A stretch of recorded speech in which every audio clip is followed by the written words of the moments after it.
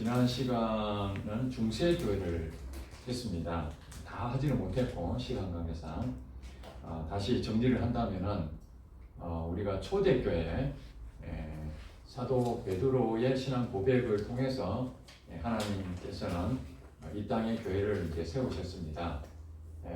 교회가 시작이 되는 부분은 오순절 마가 다락방에 성령님의 강력한 역사하심으로 교회는 성령의 역사로 이루어진 것이라는 것을 우리가 알 수 있습니다.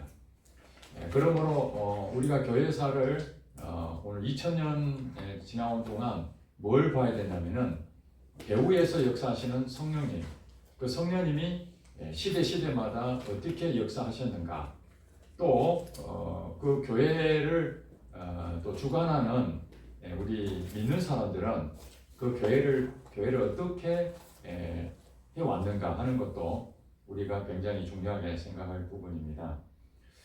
초대교회는 어떻게 말하면 매우 어려운 고난의 시간이었습니다.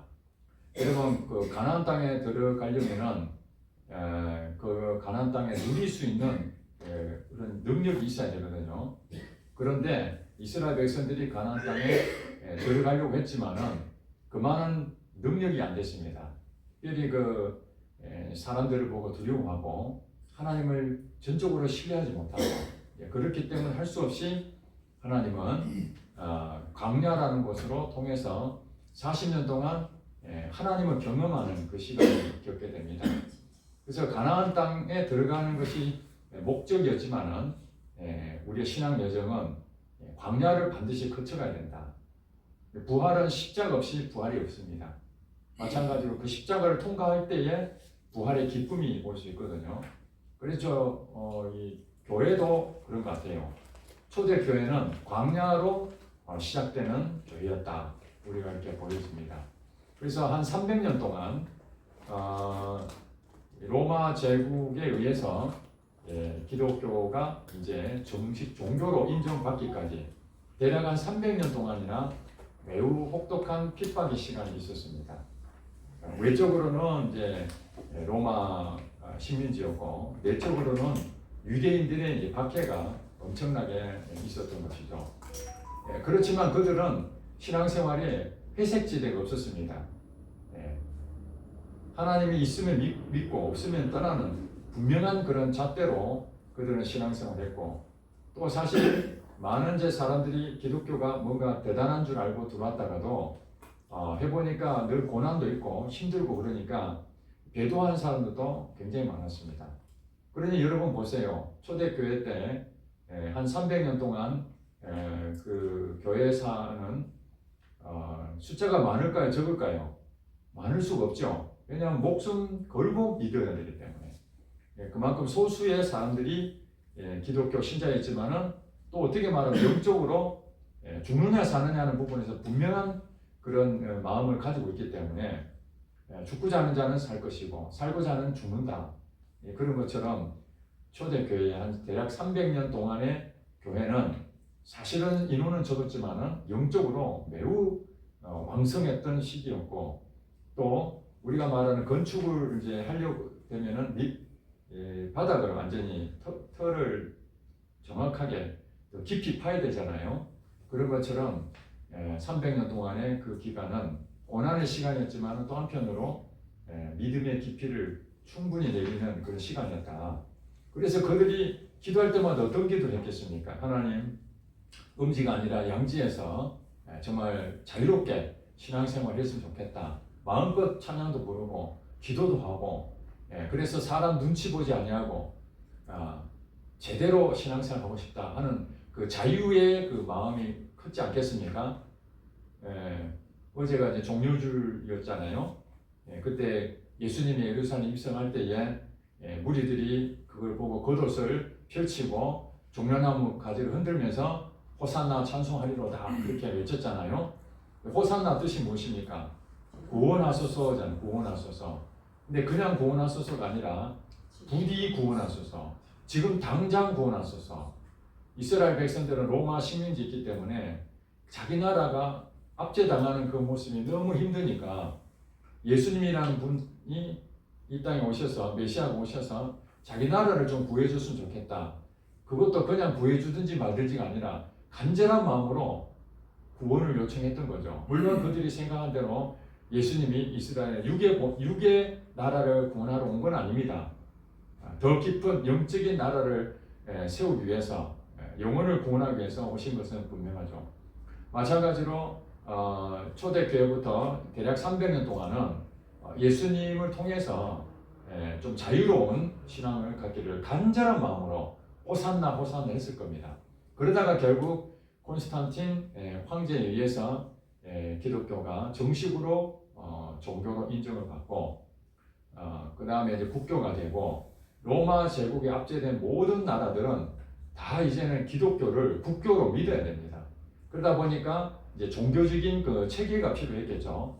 그 종교적인 체계가 필요하니까 거기에 대한 기준도 세워야 되고 그 다음에 이제 사제라든지 주교라든지 추기경이든지 그러면서 자연스럽게 교황이 이제 세워지게 되는 거죠. 기독교의 가장 중심된 지도자가 이제 교황이 됐고 교황이 또 세워지면서 이제 각종 그 이단들이 이 성경을 자기 마음대로 해석하다 보니까 당시에는 성경이 있었어요, 없었어요? 구약 성경밖에 없었잖아요. 구약 성경밖에 없으니까 어떻게 말하면 어떤 사람들이 이 말씀을 가지고 해석을 자기 마음대로 할 수 있는 여건이 생긴 거예요. 그러면서 이제 성경에 대한 교리도 정확하게 세워야 된다. 가장 중심된 부분이 뭐였을까요? 그게 이제 삼위일체예요. 삼위일체. 성부 하나님, 성자 예수님, 성령 하나님. 이 세 분에 대해서 어떻게 정의를 내려야 될 것인가 하는 것이 그 당시에 각각의 나름대로 해석을 해서 굉장한 무리가 일어나고 또 각종 이단들이 이제 생기게 되면서 정통성 문제가 생기게 된 겁니다. 그래서 이제 공의회라는 종교 회의가 있었습니다. 공의회를 통해서 여러 차례 걸쳐서 이단을 정죄하고 정통 교리를 세워가는 그런 일들이 생기게 됐고, 그러니까 종교가 이제 종교화가 된 거예요. 교회가 세워지고 규칙이 정해지고 그리고 이제 지도자가 세워지고 일사불란하게 내려오는 것처럼 보이지만은 실질적으로 성직자들만 성경을 볼 수 있었습니다. 왜냐하면 성경은 라틴어로 쓰여졌기 때문에 지식층이 아니면은 성경을 볼 수가 없었어요. 그러니까 이제 그들이 하나님의 말씀을 독점하다시피 했습니다. 오늘날 우리가 성경은 보편화됐지만은 그러니까 성경에 대해서 알지를 못하니까 종교 지도자들이 결정하면은 그게 하나님의 말씀인 줄 이렇게 믿고 그렇게 따랐던 것이죠. 그러면서 그들에게 자연스럽게 뭐가 생기겠습니까? 권력이 생긴 겁니다. 더 많은 부를 누리게 되고 고난도 얻게 되고 그러면서 이제 아시다시피 세속화가 급속하게 일어나게 되는 것입니다. 그러니까 그 전에 음지에 있었을 때는 돈도 없고 사람도 없고 죽느냐 사느냐 하는 그런 과정이기 때문에 종교에 대해서 어떤 틀을 가지고 그런 생활을 할 수 있는 여건이 안 됐습니다. 근데 이제는 자유롭게 한다 보니까 이제 그 틀이 잡혀지고 규칙은 잘 세워지고 교리가 만들어지고 이런 체계는 잘 잡아져 가는데 문제는 뭐냐면 영적인 하나님의 인도하심은 뒷전이고 눈에 보이는 인간의 방법들, 수단과 방법을 가리지 않고 이제 출세하려고 하는 종교적인 출세가 곧 세상에 출세하고 똑같은 그런 일이 벌어지게 된 겁니다. 그게 얼마나 됐다고요? 1000년 동안, 1000년에서 1200년 동안. 그걸 중세시대라고 그래요. 중세시대. 이 중세시대 때는 영적으로 점점 쇠퇴해져 가는 그런 현상이고 외적으로는 점점 부강해지는 거죠. 유럽 전체 세계 기독교 국가도 전부 다 물들어지면서 하나님 믿는 사람들은 이제 많아져서 숫자는.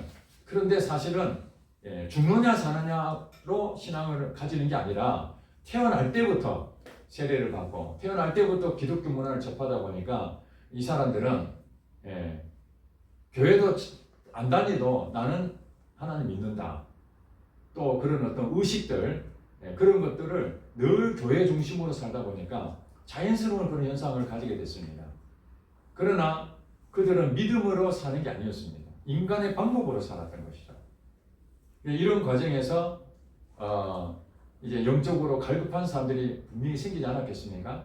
그 사람들이 개인적인 명상, 그 다음에 수련 이러면서 이제 속세를 떠나가지고 수도원으로 들어가게 됩니다. 처음에는 개인적인 수도를 했습니다. 혼자서 금식하고 금욕하고 그러다가 이제 그게 점점 커지면서 수도원이라는 거기도 마찬가지로 조직이 이제 생기게 되는 거죠. 처음에 개인이 있는데 이제 공동체로 이렇게 만들어집니다. 공동체로 만들어지면 반드시 규칙이 또 필요하잖아요. 그 조직이 이제 제대로 움직이려면은 그러다 보니까 수도원도 예전에는 정말 영적인 사람들만 모였던 그 사람들이 이제 시간이 흐르면서 이 종교 지도자들과 수도원의 그 핵심 멤버들이 결탁하여 오히려 이제 수도원도 부패하는 일들이 생기게 됩니다. 땅을 기증받고 돈도 후원받고 그러다 보니까 여유가 생기고 그러니까 수도원에서 기도 열심히 하고 하나님하고 더 깊은 관계를 맺고자 하는 그런 어떤 수도원인데도 불구하고 나중에는 그것도 이제 변질이 돼가는 세상적으로 봤을 때 이 기독교의 교회가 정말 구별되고 소금과 빛의 역할을 하는 것이 아니라 세상하고 거의 유사한 그런 상황이 오게 됐습니다. 자, 이런 상황에서 여러분 지난번 했던 카드 오셨나요? 거기에 보면은 이제 세력이 아주 약해졌던 이슬람이 점점 세력이 커져가지고 여러분 7세기경에 무하마드 사우디아라비아 메카에서 태어났던 이 무하마드가 이슬람을 이제 창시합니다. 그래서 이제 그들이 알라신을 이제 섬기고 그들은 이제 그 에서 후손이죠. 이스마엘 후손인데 이들이 이슬람 세력으로 한 것들이 그냥 한계적이었었는데 이 점점 커져가지고 유럽 전역으로 중동을 장악하고 서유럽을 이제는 또 이렇게 장악하는 이런 상황이 돼 가게 된 것입니다. 그래서 이제 1453년도에 동로마하고 소로마가 원래 이렇게 갈려져 있었잖아요. 원래는 로마 제국이 하나였는데 그게 이제 갈라졌다가 소로마 제국은 495년도에 망해버렸고 동로마만 이제 남아 있었어요. 근데 동로마가 1453년도에 동로마가 비잔틴 제국인데 이슬람 오스만 제국에 의해서 멸망을 당하게 됩니다. 이 과정에서 우리가 살펴봐야 될 것들은 십자군 전쟁이 이때 이제 일어나게 됐는데 십자군 전쟁은 1096년부터 1291년까지 대략 한 200년 동안 8차에 걸쳐서 십자군 전쟁이 일어났습니다. 그런데 뭐 이렇게 크고 작은 전쟁이 일어났는데 누구랑 전쟁했다는 얘기입니까? 기독교인들과 이슬람하고의 전쟁이 일어났습니다. 이슬람의 이 세력들이 어디까지 미쳤냐면은 예루살렘까지 점령을 해버렸어요. 예루살렘이 기독교의 성지 아닙니까? 아주 중요한 그 도시인데 이슬람이 그걸 딱 이렇게 장악하니까 이 동로마 제국의 우리가 말하는 동로마 교회의 한 교구였던 이 예루살렘이 점령을 당하면서 이제는 기독교인들이 거기에 순례를 하게 되는데 순례를 한다고 해서 금지하지는 않지만은 그들에게 순례 비용을 내야 됐습니다. 통행세를 내는 거죠. 통행세. 그래 돈을 납부하니까 사실은 우리 건데 빼앗긴 바람에 돈을 낸다는 게 말이 안 되잖아요. 이러다 보니까 동로마 제국이었던 이들이 이래서는 안 되겠다. 예루살렘을 다시 되찾아와야 되겠다. 이런 마음으로 소로마 교회에다가 이제 요청을 한 겁니다. 도와달라. 우리가 이슬람에 있는 그 예루살렘에 점령되어 있는 그것을 우리가 다시 탈환하자. 그렇게 소로마의 교회에다가 요청했는데 소로마 교회는 지도자가 누굴까요? 교황이죠, 교황. 동로마는 교황이 아닙니다. 대주교가 이제 그 지도자였고, 그래서 이제 소로마에 있는 교황에게 러브콜을 했습니다. 우리 힘을 약하니까 우리 같이 힘을 합쳐서 예루살렘에 있는 이스라엘에 있는 사람들 다 쫓아내자 그렇게 했는데 교황이 이 얘기를 듣고 원래 사이가 별로 좋지는 않았지만은 곰곰이 생각하니까 그 당시에 이제 교황이 이런 생각이 있습니다. 야, 교황이 계속해서 사람들한테 입지가 약화돼가고 권위도 막 손상되고 사람들이 교황을 뭐같이 여기고 그러다 보니까 교황의 권위를 다시 되찾고 우리가 말하는 왕공 강화라 그러잖아요. 조선시대 때 왕의 권위가 더 있느냐 아니면 신하들의 권위가 더 있느냐 이런 이제 싸움이 있다면은 이 교황이 가지고 있는 이 위치가 대단한데 그게 점점 이렇게 약화돼 가고 있으니까 동로마에서 콜이 왔을 때 좋다 내가 도와줄게 그러면서 이제 교황으로서의 자기의 권한을 최대한 올리고자 하는 부분들이 있었고 그 다음에 그 당시에 그 땅을 가지고 있던 영주들도 땅만 가지고 있는 그뿐만 아니라 거기에 대해서 좀 더 넓은 땅을 더 가져야 되겠다. 농사 짓는 사람들도 이 전쟁에 참여하면은 알다시피 또 월급도 받을 수 있고 어쨌든 이익을 벌 수 있는 그런 여러 가지가 맞아 떨어져서 십자군 전쟁을 하게 됩니다. 기독교 이름으로 나가니까 십자가를 기준으로 해서 그 전쟁을 일으킨 데서 십자군이라는 이름을 붙여고 그래서 그들은 이제 방패든지 옷이든지 전부 다 십자가를 이렇게 상징으로 하고 전쟁을 이제 치르게 되는데 무려 200년 동안 여러분 전쟁을 치르면 보통 뭐 지금 그 이란하고 이스라엘하고 미국하고 지금 전쟁하고 있는데 요것도 한두 달밖에 안 됐는데 지금 얼마나 힘듭니까 그죠? 근데 200년을 한다는 얘기는 우리 아버지, 그 할아버지, 그 정조 할아버지, 그 위에 고조 할아버지 때부터 지금까지 전쟁이 끊이지 않고 계속 내려오고 있다. 이렇게 보면은 엄청난 상황이라는 거죠. 그게 이제 십자군 전쟁에 대한 이 부분이 우리는 그냥 이렇게 지나간 얘기지만 그 당시에 유럽의 입장에서는 어마어마한 사건이 아닐 수가 없었습니다. 그래서 이제 이슬람의 영토 확장돼 가서 이제 더 그것을 방어하기 위해서 십자군 전쟁이 일으켜졌는데 그냥 군인 제대로 된 군인들이 나서는 게 아니라 정말로 어중이 떠중이 막 그냥 지나가는 노숙자까지 전부 다 끌어모아 가지고 그냥 옷을 입혀서 전쟁을 치르게 됩니다. 그랬는데 이제 실질적으로 십자군 전쟁에서 특별히 1차부터 8차까지 했는데 주목해야 될 그 전쟁의 내용은 1차하고 4차가 우리가 생각해야 될 부분입니다. 십자군 전쟁 1차 원정을 이제 갔습니다. 서로마하고 동로마가 서로 이렇게 연합해가지고 이스라엘의 예루살렘을 정복했습니다. 이스라엘 쫓아냈죠. 쫓아냈으니까 얼마나 행복했겠습니까?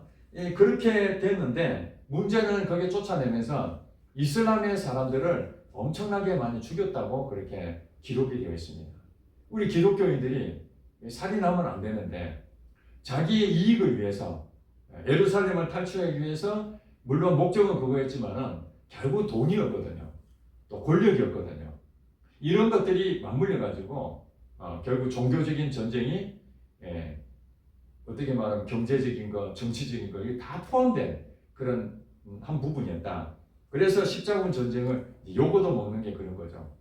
기독교인이라고 하면서 평화하고 사랑하고 용서하고 희생하고 이런 기독교 정신이 아니고 착취하고 빼앗고 이런 부분이 이제 십자군 전쟁의 오류라고 볼 수가 있습니다. 그리고 1차는 이제 예루살렘 회복했는데 그 다음에 이제 2차, 3차는 처음 해보니까 괜찮다고 생각하니까 아마 그 대충 이렇게 준비되는 것 같아요. 그 다음부터 이제 전열을 가다듬은 이슬람에 의해서 다시 이제 반격을 당하고 그래서 2차, 3차는 원정에 실패를 하게 됩니다. 근데 이제 4차 원정 때에 이제 베네치아라는 이탈리아의 이 도시에 있는 거기 지역에서 용병을 보내왔습니다. 십자군 전쟁에 이제 사람들이 부족하니까 돈을 줘서 용병을 쓰게 되는 거예요. 그럼 여러분 아시다시피 우리나라도 지금 이란과 미국이 지금 같이 이렇게 전쟁하고 있는데 인원이 좀 딸리고 불리하면 어떻게 됩니까? 우리나라도 좀 와서 도와달라. 일본도 도와달라. 이 용병을 요청하는 거거든요. 마찬가지로 십자군 전쟁하는데 이슬람에게 도저히 좀 어렵다 싶으니까 이제 돈을 주고 야, 그 다음에 우리가 너 도와줄 테니까 너도 와서 좀 이게 군사 지원을 좀 해줘. 그래서 이 베네치아에 있는 이 용병들이 같이 합세했는데 이 4차 때는 어떻게 됐냐면은 주적이 이슬람이었는데 사실은 이슬람보다는 자기들이 어떻게 말하면 좀 살기 위해서 좀 더 쉽게 하기 위해서 동로마하고 소로마하고 서로 연합했던 이 관계가 깨지게 됩니다.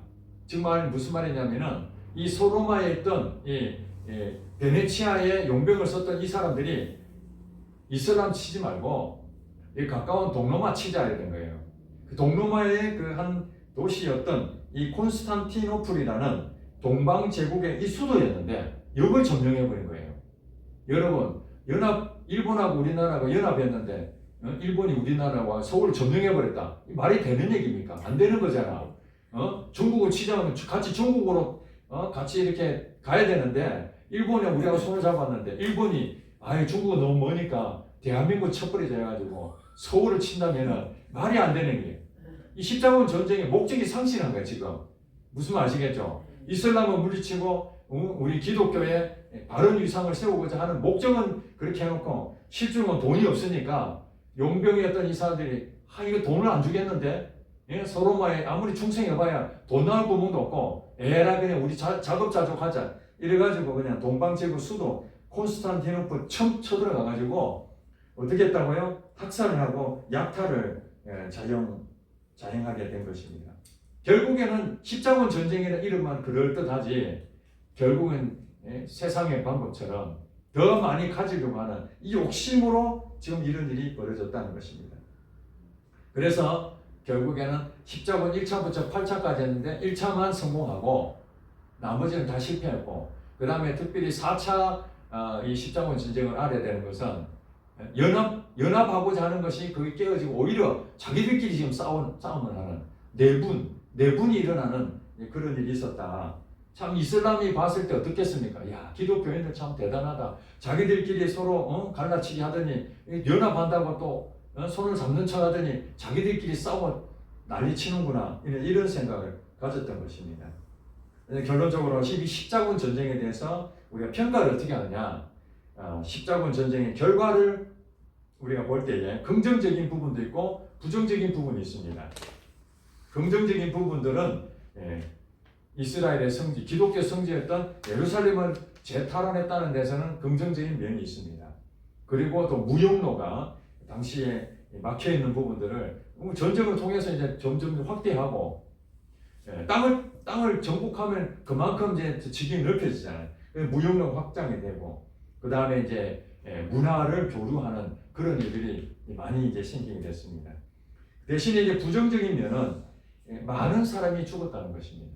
이 일로 인해서 정말 너무 많은 사람이 죽었고 도시가 파괴되고 그래서 교황이 자기 권위를 더 앞세우려고 했는데 오히려 교황과 영주의 세력이 더 약화되는 그런 부정적인 부분이 생겼고 그 다음에 동방교회와 서방교회가 서로 갈라진 부분에서 연합하고 이번 일을 통해서 서로 하나 되는 참 좋은 기회였는데 오히려 그들이 연합이 깨뜨려지고 서로 갈등이 생기면서 화합에 실패한 그런 사례가 된 겁니다. 그리고 이제 기독교와 이슬람 대립은 여전히 원수처럼 대립이 됐고 언제까지 대립이 되고 있습니까? 오늘날까지도 기독교와 이슬람은 대립 관계에 있다는 것입니다.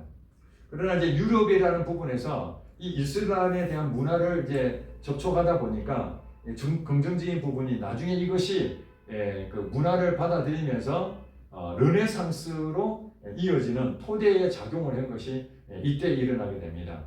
우리가 K-팝 이러면서 K 문화라는 게 있잖아요. 전 세계적으로 K 문화를 이제 확대해 나가는데 우리 한류에 대한 부분들을 접촉하다 보면 자기들도 우리나라의 습성을 문화를 변화가 되는 나라들이 많이 생겼잖아요. 그런 것처럼 그 당시에 이슬람이라는 곳은 전혀 서로 관계가 없는 데였는데 이 14군 전쟁을 통해서 그들하고 접촉하고 또 도시를 점령하고 또 이러면서 그들이 가지고 있는 그 문화를 자연스럽게 유럽 민족들도 받아들이는 그런 일이 되면서 이제 1200년대, 1300년대 지나면서 이제 르네상스의 시대로 가는 하나의 길목이 되었다.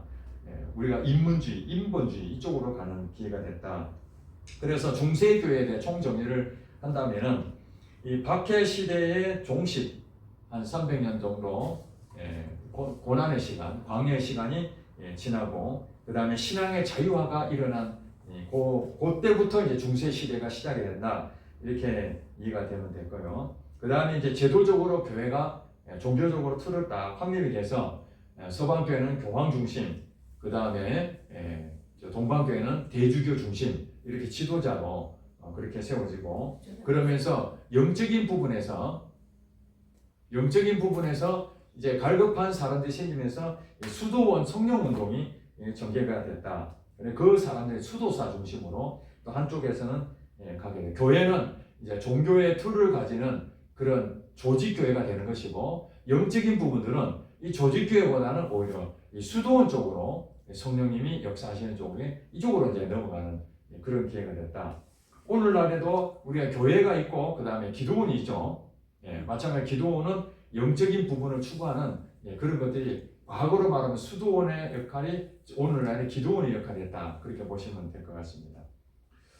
그리고 이제 그 중세교회에서의 교회가 분열되는 아픔이 있었죠. 서방교회와 동방교회가 분열되는. 물론 이것도 삼위일체에 대한 어떤 해석이라든지 성령을 어떻게 볼 것인가 하는 부분에서 격렬하게 다투고 그 다음에 이제 이 성상, 지난번 말씀드렸지만은 눈에 보이는 형상을 만드는데 서방교회는 성상을 숭배했고 동방교회는 성상을 만들면 안 된다.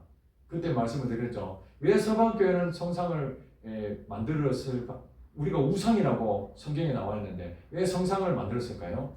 그게 이제 게르만족들이 저기 북쪽에서부터 유럽 전역을 이제 이렇게 이주하면서 게르만족의 대이동이라 들어보셨죠? 거기서 이제 정복을 당하면서 게르만족들은 정체성이 없습니다. 완전히 오합지졸들이 완전히 뭉쳐가지고 그러니까 게르만족을 야만족이라 그러네요. 야만족, 미개한족. 그러니까 뭐 지식이 아닌 그냥 무대가리 이런 사람들이 와서 보니까 기독교를 믿고 있거든요. 유럽이. 그게 이제 소로마 지역에 이제 정착되어 있는데 그래서 이제 기독교인들이 저들을 전도할 수 있는 방법이 뭔가? 그들이 가지고 있는 것들은 전부 다 뭐예요? 미신을 믿고 있으니까 다 형상이 있잖아요. 그래서 그것을 수용을 할 수밖에 없었습니다. 복음을 전하기 위해서의 그래서 이제 기독교적인 성상도 그들에게 접목시켜서 미신을 기독교 성상으로 다 바꾸게 만드는 그런 역할을 하게 된 거죠. 그래서 이제 서방교회는 성상을 인정을 해줬고 대신에 동방교회는 거기에 대해서 우리는 우상 숭배하면 안 된다. 하나님 형상을 만들지 마라. 우상 형상 만들지 마라. 그렇게 말했기 때문에 결국 그걸로 인해 가지고 서로 갈등이 있었다. 그 다음에 교회의 세속화, 교황 수익권을 남용하고 권력 다툼하고 성직을 매매하고 성직을 또 세습하는 그야말로 정말 부패의 온상이라 할 수 있는 교회가 완전히 썩을 대로 썩은 것이 바로 중세 시대였다. 결국에는 사람이 가진 게 많아지고 높아지고 여유가 생기면은 어떻다? 교만해지고 부패한다. 그게 우리가 1000년 동안 중세 교회를 보면서 배울 것이 뭐냐면은 권력이 맛을 보면은 사람은 취하게 되고 그걸 놓을 줄 모르고 그걸 아들에게까지 물려주고 심지어는 그것을 살려고 하는 사람들한테 돈 받고 파는 그게 중세 시대에 이런 부패되고 잘못된 거라 하지만은 오늘날 우리는 어떻게 생각합니까? 당연히 그 부분은 경계하고 그렇게 가면 안 된다고 생각해야 되는데 오늘날 교회도 마찬가지로 성직 매매하고 교회도 매매하고 돈을 받고 사고 파는 일들이 지금도 자행하고 있고 시간만 지나면은 어떻게 하면 좀 더 좋은 데로 갈 것인가 좋은 여건에 우리 자녀에게 물려주려고 그런 생각들을 지금도 하고 있는 거 보면은 인간의 본성은 시대에 상관없이 똑같지 않았는가 그런 생각이 듭니다. 마지막으로 영적 암흑기였다라는 것을 우리가 말할 수 있습니다. 하나님 말씀보다는 종교적인 제도에 중점을 뒀던 이들에게는 바리새적인 율법주의자를 또 만들 수밖에 없는 그런 아픔의 시간들이 바로 이 중세교회 시대였다. 피곤하시니까 쉬었다 가겠습니다.